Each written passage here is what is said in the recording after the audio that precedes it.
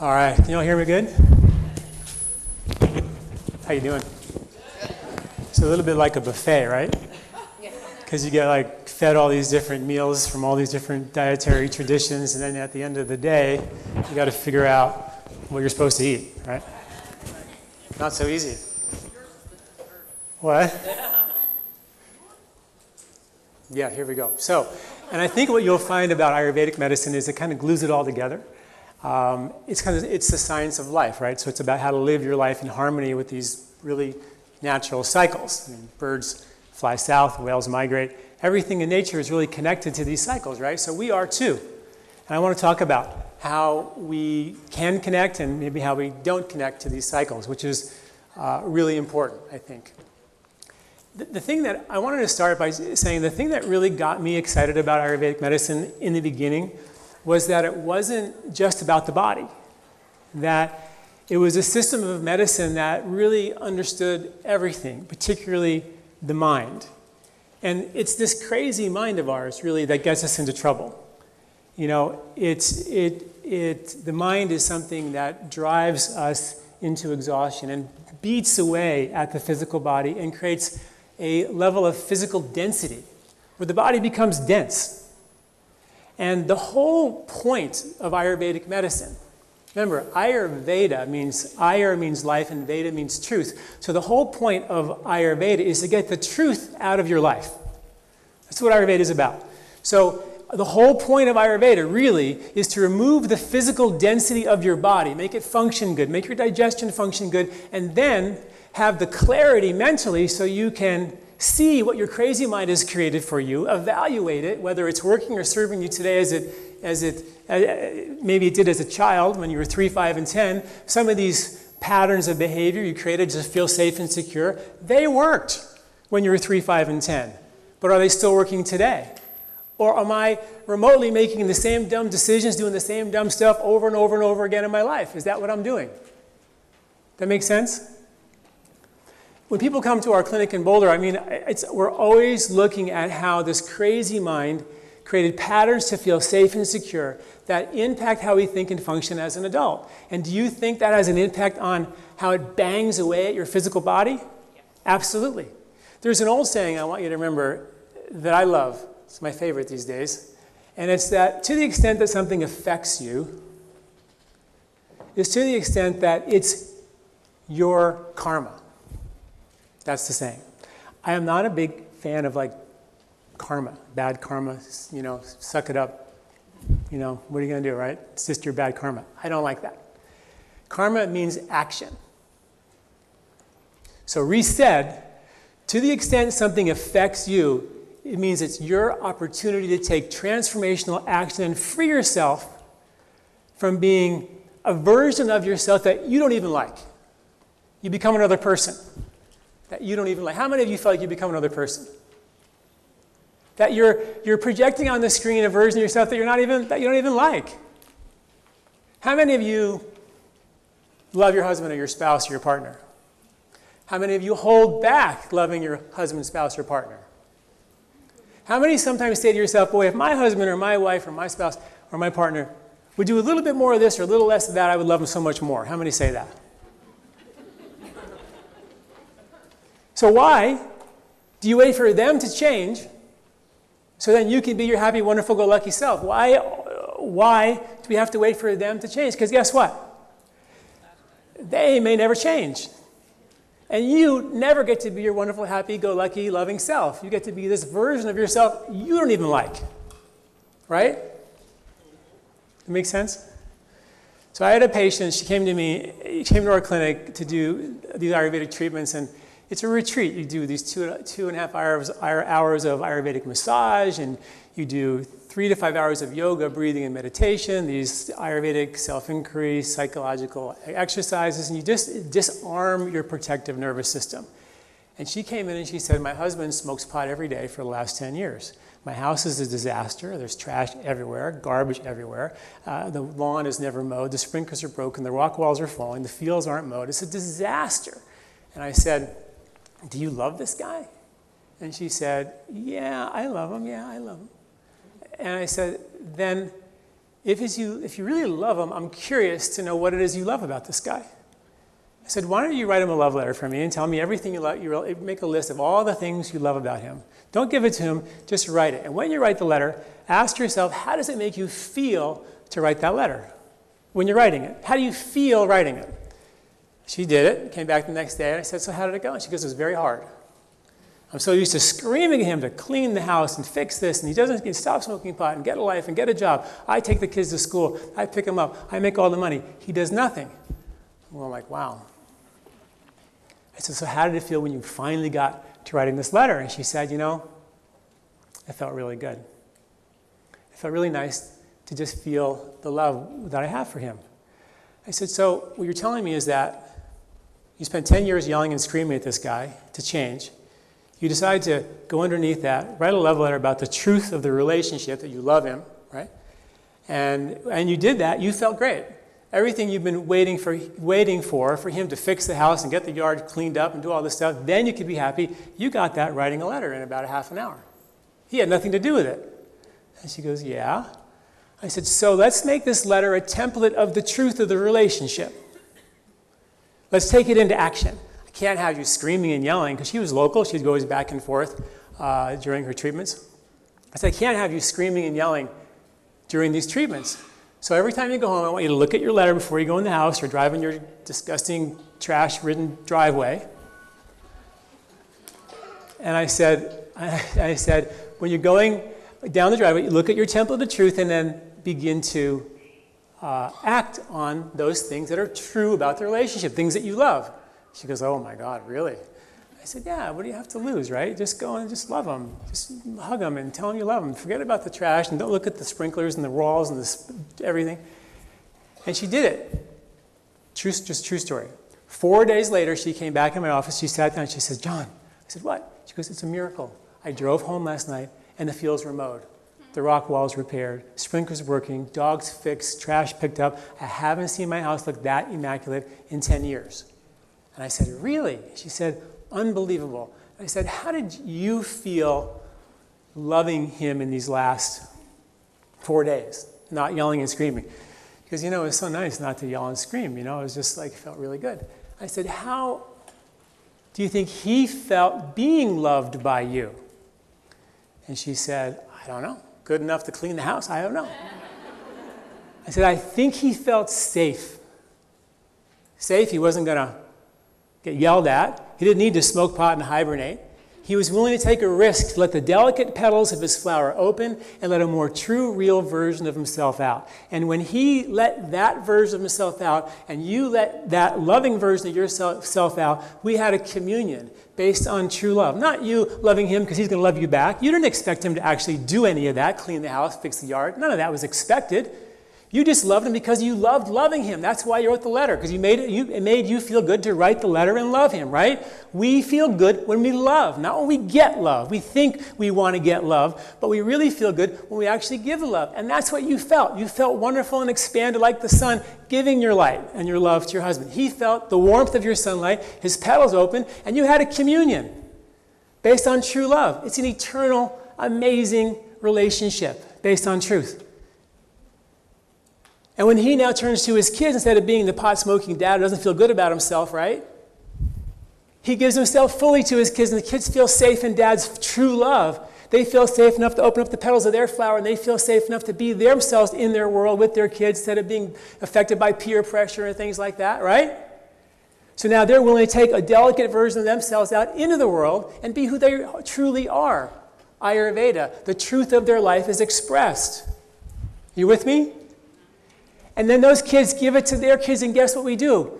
Solely by us taking a risk to take action, transformational action, that's what karma is, to take action, to act on the truth of your relationship, which is your nature is to be like the sun, to shine your light. And when you do that, you change the world, one relationship at a time. I really believe that. That's how we do it. I had one guy, one guy came to me and he goes, so you want me to love my mother, right?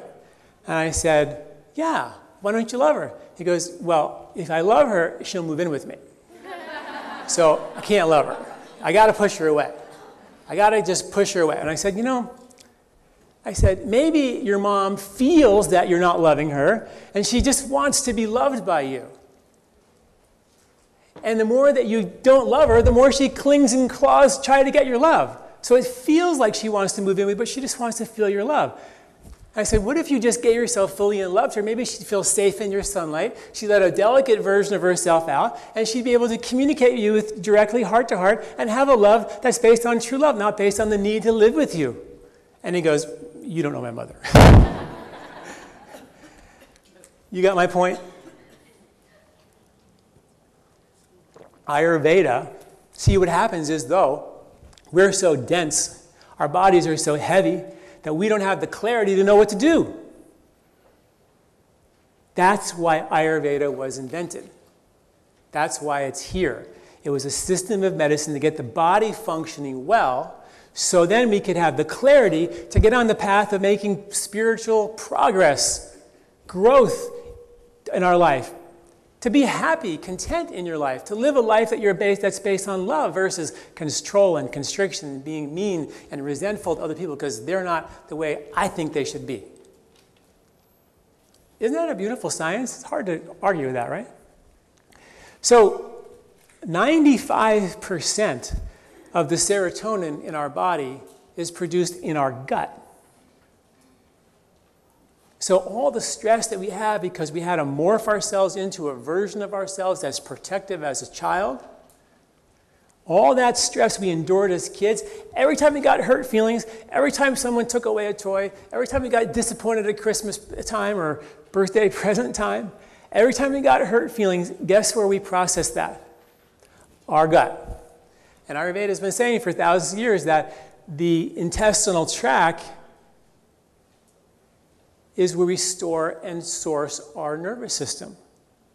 That the nervous system is stored here. And that was like always, like I kind of got that for years, like, yeah, I get it. It's kind of like the anchor, the ballast of the ship keeps everything on track. I would kind of hallucinate a little bit to make that understandable for years.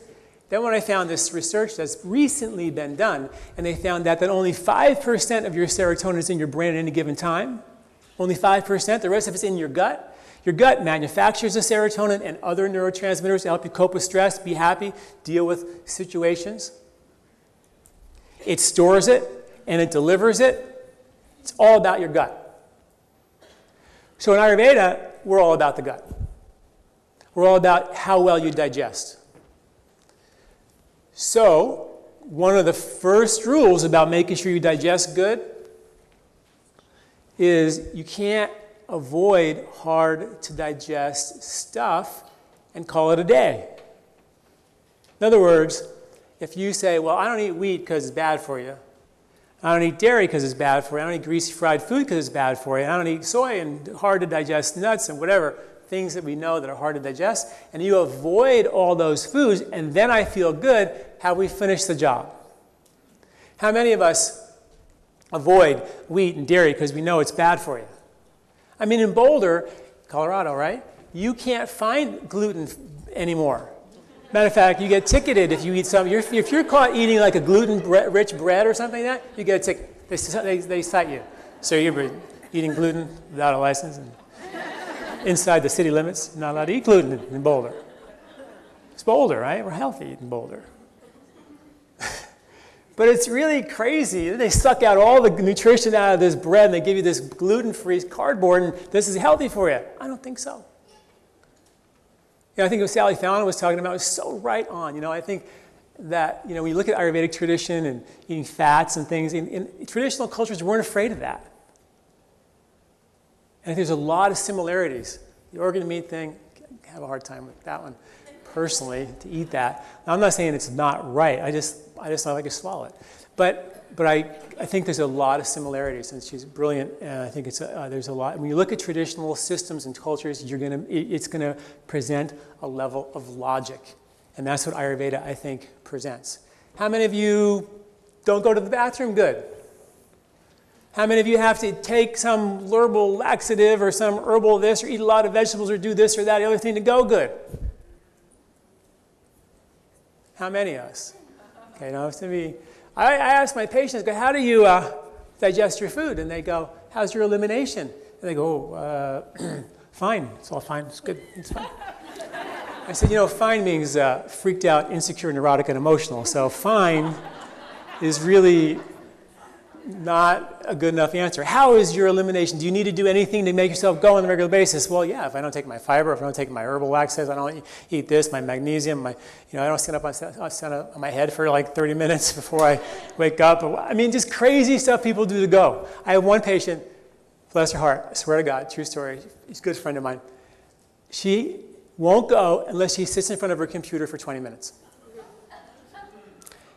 I haven't figured it out yet. We're working on it. Doesn't matter what she's searching on the web. Doesn't matter if she's checking emails or looking at, Casper the Ghost videos. Doesn't matter. But all she needs to do is sit in front of her computer for 20 minutes. She gets to go to the bathroom. Other than that, she's flat out constipated. I'm not kidding.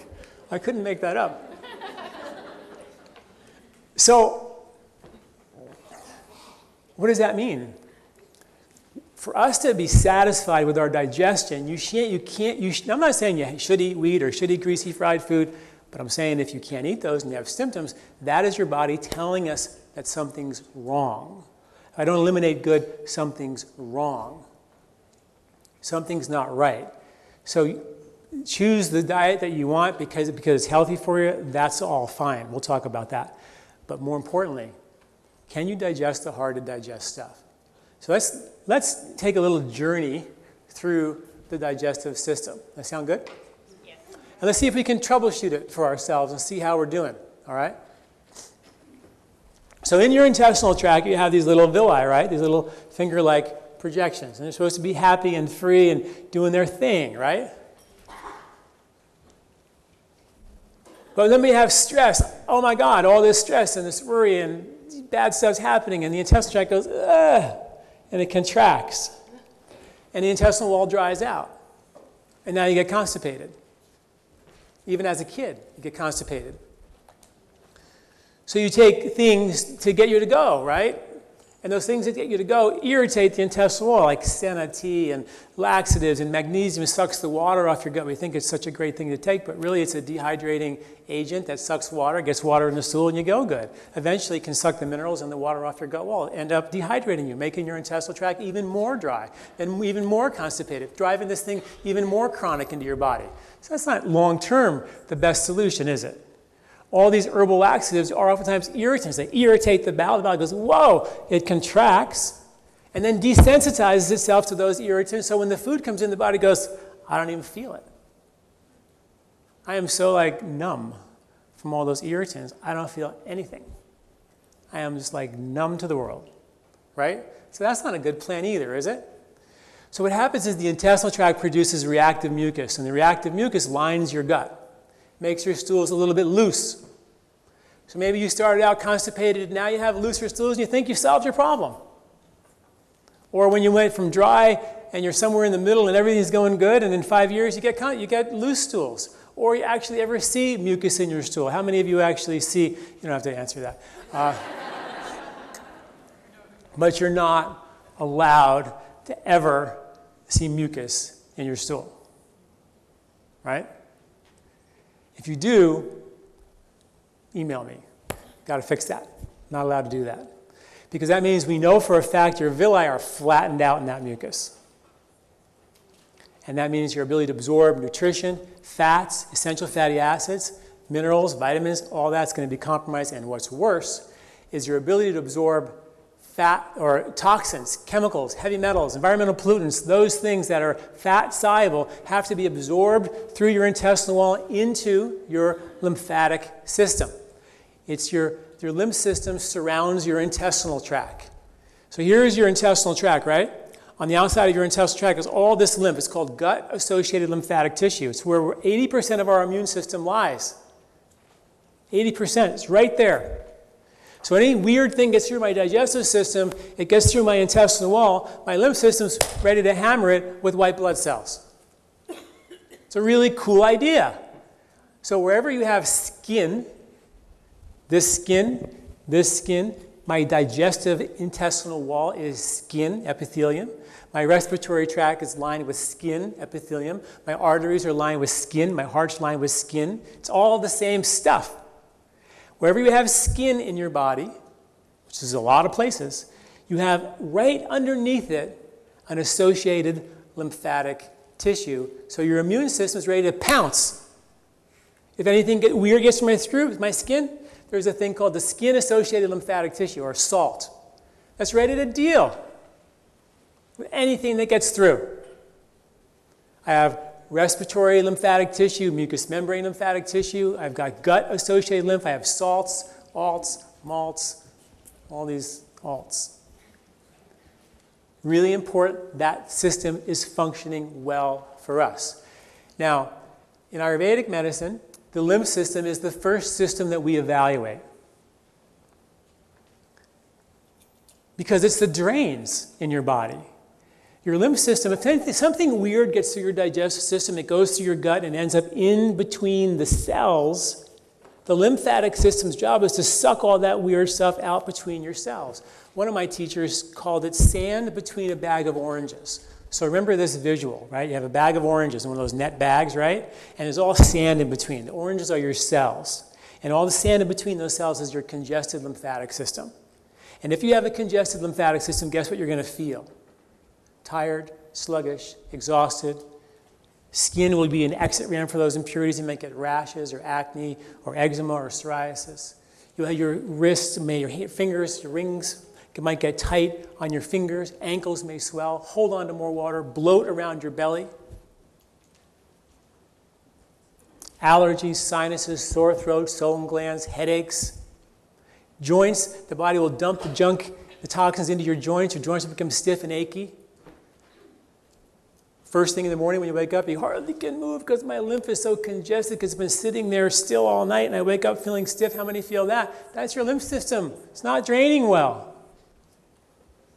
Because your digestive system somehow isn't functioning optimally. We want it to be optimal, like an 18-year-old is the kind of digestion we want. And we can all get that. I do not believe for 1 second that because we are older, we can't digest good. I feel like my goal personally with my patients is to get them to digest like an 18-year-old. I don't believe we should do anything less than that. Women who menstruate and they swell, their breasts swell or become tender. The lymphatic system drains the reproductive system. So if your lymph system is congested and you menstruate, when you menstruate, your body's pushing fluid into every detox system you have, including your lymph, your liver, your intestinal tract, your skin, your joints, and your lymph. And when that lymph is congested and it can't process and your immune system is stuck in traffic, your breasts may swell, become tender. That's a classic indication that your lymph system is congested. It's not normal. Neither are any of the conditions I just mentioned. How many of you have something that I just mentioned on that list? Most of us have drains that aren't working good.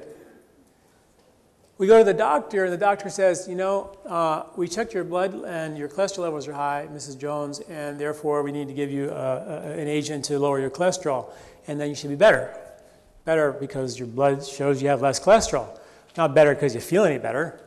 I've never had anybody come in and say, my cholesterol is lower and I feel great. They don't ever feel a difference. But in Ayurveda, we say, Mrs. Jones, your cholesterol levels might be getting a little bit high, but maybe it's your drains are clogged. Maybe that's causing your blood pressure, right? Pressure, if they can't get rid of the waste out, would you think the pressure might go up on the other side, maybe? Your body's going to push toxins into other places, like your joints, your skin, your allergies, create hypersensitivity reactions, because you can't get the waste out. And where did it start? When you stopped being able to eat wheat and dairy. We bloated when you had fried food. I know we should never touch fried food, but if you did eat it, do you think we should be able to digest it? What do you think? I mean, if you had it, you should be able to digest. I'm not saying we should have it every day, right? But you should be able to, don't you think? But if you eat it and you feel nauseous or bloated or it just sits there for hours, then what does that mean? We got problems, what it means, okay? So, here we go. Ready? Your intestinal tract is irritated. It's not absorbing the nutrients, nor is it absorbing the toxins, so the lymph system can prepare these toxins for proper disposal, right? Those toxins, if the lymph system is congested or you have constipation or loose stools or diarrhea or anything like that, they get redirected back to your liver. And your liver goes, really, guys? I just shipped you into the intestinal tract to be processed through the lymph just yesterday, and now you're back? I'm like so done with this. I'm so busy. Can't handle it. The liver puts it back into the blood. And the blood starts looking for places to put these fat-soluble chemicals, toxins, heavy metals, environmental pollutants, pesticides, preservatives, all these heavy fat-soluble, which are very hard to get rid of, toxins. And then the bloodstream dumps it into your fat cells. But the fat cells it's like a hotel. There's a limited number of rooms that you can store them in. And once they get filled up, and the skinnier your constitution is, right, the more hypersensitive you are to these toxins. So when you overwhelm those fat cells and they can't take any more, then the body has to look for new dumping grounds for these toxins.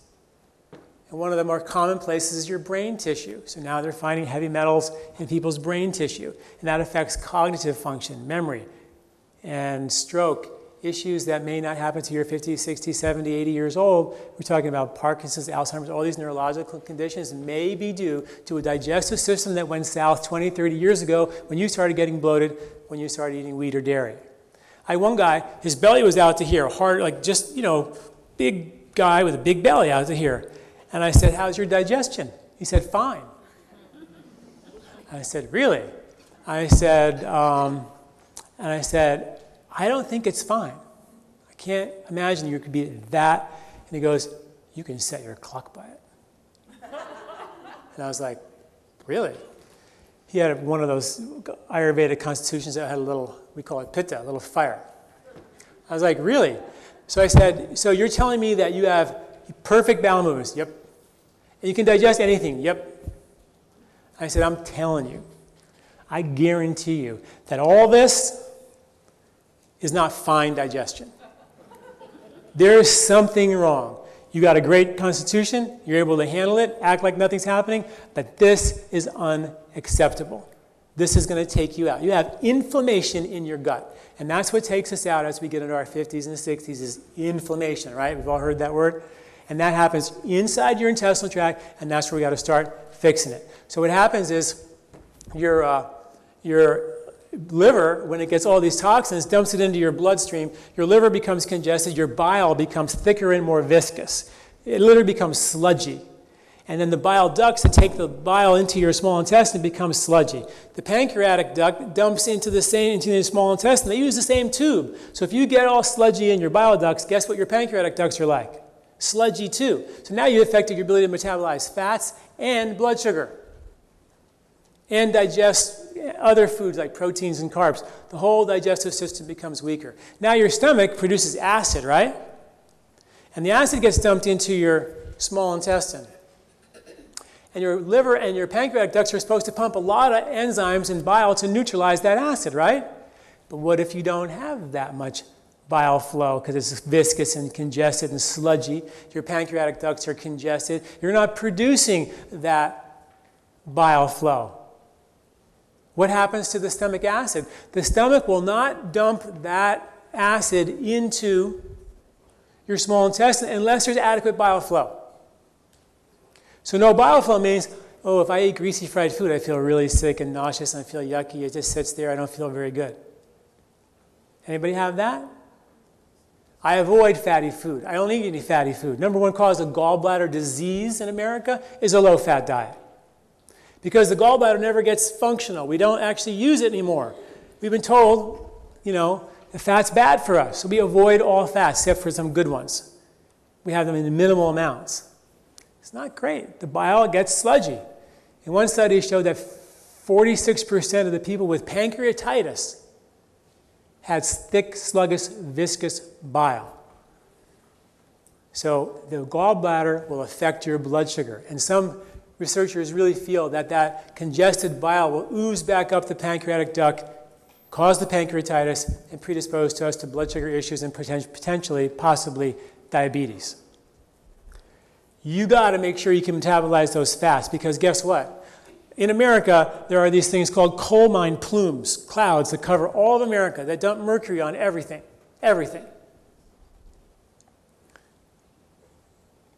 Fish, if you eat fish, there was a recent report that showed out of 184 fish sampled from grocery stores and sushi bars, every one of them had toxic mercury levels.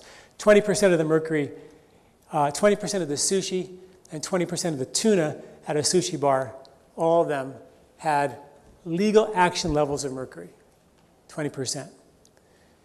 The organic spinach you're eating has mercury on it from the coal mine plumes. Thank you very much for that. Didn't ask for that. But if you don't have a good digestive system and a good detox process, that's going to store in your fat cells, possibly your brain, cause all kinds of problems. If your digestion is doing really well, you got a fighting chance to maintain normal function with an environment that's very toxic and very polluted. You all with me? So if your bile is not flowing, yeah, I can just not eat the fatty food, but you can't do anything about the toxic world we live in. That's really important. And that may be the number one reason. It's another reason why I'm I'm not really fanatic, but I'm really into making my digestion and detox system strong. I'm really into it. Because I see the benefits of myself and my patients, and it's exciting. It's exciting to watch your digestion as you're getting older get better and better and better, as opposed to feeling more tired and more sluggish. And I don't like that, okay? So when the bile is not flowing, the stomach acid can't be produced. No acid, you can't break down your gluten and your dairy, because gluten is a hard-to-digest protein. Dairy has casein, a hard-to-digest protein. We aren't really wired to digest casein that well unless you've got a really good digestive fire. So the digestive fire in your stomach has to be very strong. And a lot of us say, well, just take hydrochloric acid, you'll be fine. No, the reason the body turned the fire off was because something downstream wasn't working good. Are you with me? You guys get this, how important this is? This is like so important. Because if you just take something to take my digestive enzymes, right? What's that about? All we do then is just take enzymes that help me digest the food for me. I never help my body digest the food on its own. I can make those enzymes. But my bile duct's all congested, so my enzymes can't get where they need to go, right? So let's clean out those bile ducts. Let's turn on the digestive fire. Let's clean the intestinal tract, get the lymph system moving, and get on with business. Well, guess what? Nature does this for us. Isn't it cool? Nature does this for us automatically in the things that are harvested. I listened to Sally talk about the acid-alkaline thing, right? So it's not a good idea or a bad idea. It's nature. Nature figured this one out. We just have to observe. We're going into the winter, right? Winter is cold and dry. What do the squirrels eat?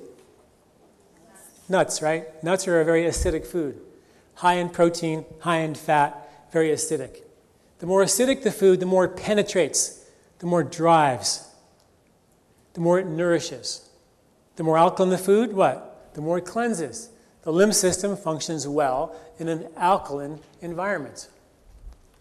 So if you go overly acidic, and most of our overly acidic are yucky, hard to digest comfort foods, by the way. But when you become overly acidic, the lymph system doesn't drain very well. So nature in the winter said, we're going in the wintertime, it's going to be cold, it's going to be dry. So here's a harvest of nuts and grains and soups and stews loaded with fats and proteins and essential fatty acids. Very acidic to penetrate and store and insulate you for the cold winter months so you don't get cold and freeze to death. Now, if a squirrel ate broccoli in the winter, they'd freeze to death. And they're just as dumb as we are because we eat broccoli in the winter too. Thank God they don't have access to broccoli in the winter. We do. Right? So in the wintertime, if there was one season, that was what? A time to eat acidic foods, it would be winter. To insulate, to store, to drive. The beef, really, is the most acidic of all the meats. So it rejuvenates people who are protein deficient. I'm not saying you should eat meat. I'm just saying that some people have gotten themselves so depleted by not eating meat and not getting proper proteins in the wintertime that the body will suck all the protein out of the joints, and your joints will begin to ache and become stiff and rigid. You'll start to crave emergency fuel like sugar and jelly beans. And you'll have little stashes of candy and stuff all around your house because you nibble on these little sweet things to keep your energy up. You're protein deficient if that's you. Stiff in the winter and you got a sugar thing going on. You got a protein problem. Now in Ayurvedic medicine, which is a traditional vegetarian system of medicine, right?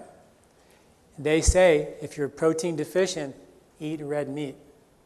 4 ounces a day for 2 weeks. Replenish those reserves as a medicine. Not necessarily as a way of life, but as medicine. I've given that to many patients over the years. I have yet to see anything but a miracle. For my vegetarians who have gone south, who just didn't do it good enough. I still believe the vegetarian diet is one of the healthiest diets to be on, but I think it's a very challenging diet in our culture. I think it's very challenging. So the point being, in the winter, get your proteins, get your fats, go more acidic. In the spring, the rules change. After eating all this heavy food in the winter, we go into the spring. Spring is a new season. It's nature's new year. So nature, the first thing that the deer do in the springtime is they scrape the ground, they dig up the surface roots called rhizomes. And those surface roots, they eat them, and what the surface roots do is they clean all the villi in the intestinal tract.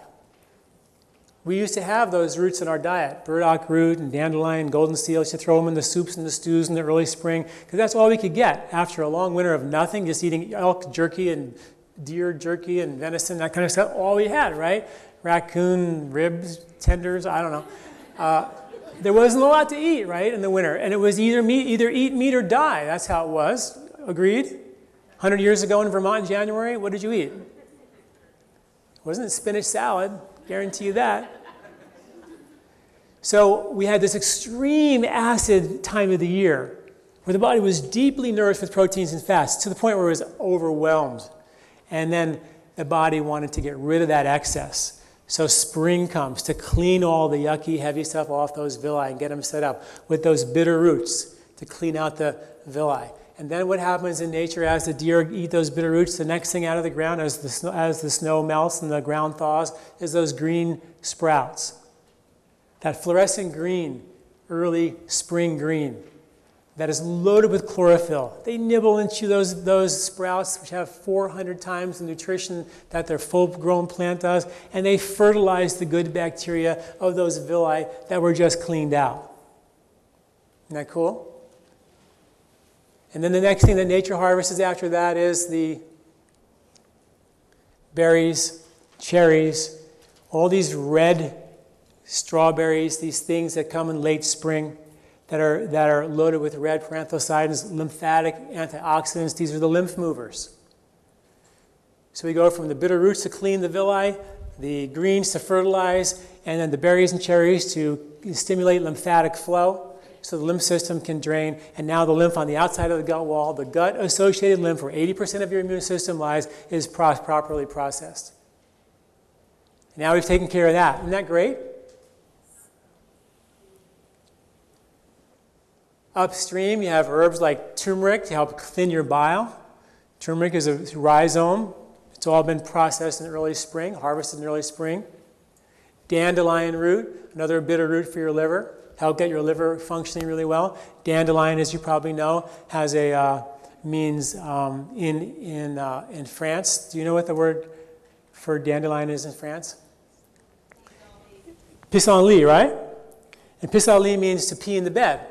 Right? So any French person knows that if you take a lot of dandelion root tea, which is basically a staple in America for hundreds and hundreds of years and all over Europe, that if you drink dandelion root tea before you go to bed, you're going to pee in the bed. Not a good idea, because it's a diuretic, loaded with potassium to replenish the diureses, but perfectly balanced for spring to help clean out the urinary tract and to diurese and help the lymphatic system move and help purge the liver and get it all out of there, right? Interesting.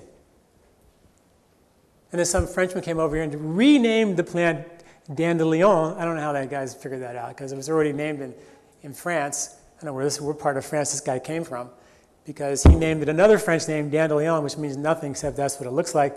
But the name was already established in France. A little sketchy history there. But the point is that nature provides these beautiful things for us if we just look carefully. Go to my website at livespa.com.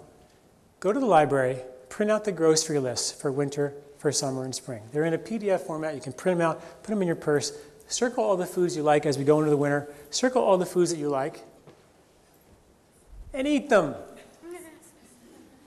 They're in season. Let's not make this thing more complicated than it has to be.